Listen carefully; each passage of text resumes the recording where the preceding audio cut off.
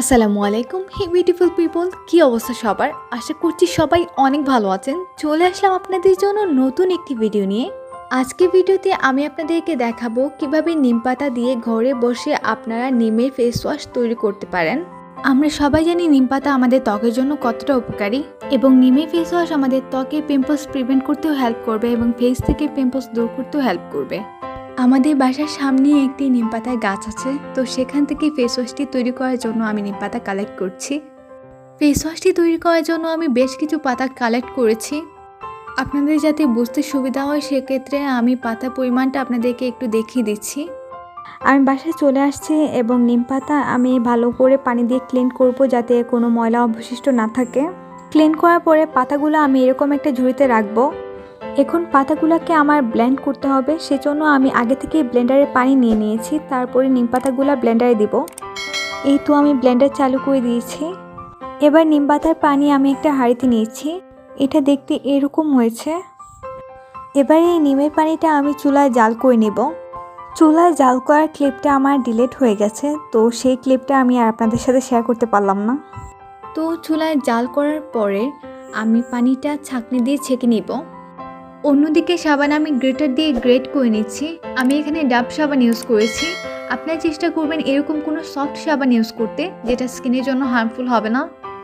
তো এখানে আমি অর্ধেকটা সাবান গ্রেটার দিয়ে গ্রেট করে নিয়েছি। তারপরে এখানে জাল করে নেওয়া নিম পাতার পানিতে আমি এই গ্রেট করে নেওয়া সাবান দিয়ে দিব। এরপরে চামচ দিয়ে এরকম মিক্স করব। সাবান এবং পানি মিশ্রণ আমি আবারও চুলায় জাল করে নিব। চুলায় জাল করার ক্লিপটা আমার আবারও ডিলিট হয়ে গেছে। আপনারা চুলায় জাল করে নেবেন এই মিশ্রণটা। ততক্ষণ পর্যন্ত জাল করবেন যতক্ষণ না পানির সাথে সাবানটা মিশে যাচ্ছে। আমি এটা চুলায় জাল করে নিয়ে আসছি। আপনারা দেখতে পাচ্ছেন সাবানটা নিম পাতা পানির সাথে পুরোপুরি মেল্ট হয়ে গিয়েছে। এবার আমি এই মিশ্রণের মধ্যে রোজ ওয়াটার দিব। আমি এখানে মেরির রোজ ওয়াটার ইউজ করছি। তারপরে আমি এখানে অ্যালোভেরা জেল ইউজ করছি। আপনারা চাইলে ন্যাচারাল অ্যালোভেরা জেলও ইউজ করতে পারেন।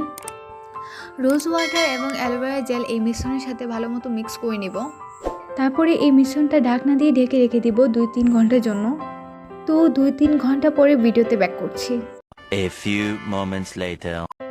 তো দেখতে পাচ্ছেন আপনারা 2-3 ঘন্টা পরে মিশ্রণটা অনেক ঘন হয়ে এসেছে।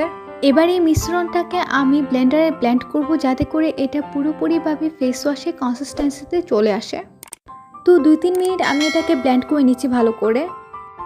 দেখুন এটা একদমই থকথকে হয়ে গিয়েছে। এই তো আমার ফেস ওয়াশটা কিন্তু তৈরি হয়ে গিয়েছে। হিমালয়া নিম ফেস ওয়াশে একটি খালি কৌটা আমার কাছে আগে থেকেই ছিল, তো সেটার মধ্যেই আমার বানানো ফেস ওয়াশটা আমি ট্রান্সফার করব।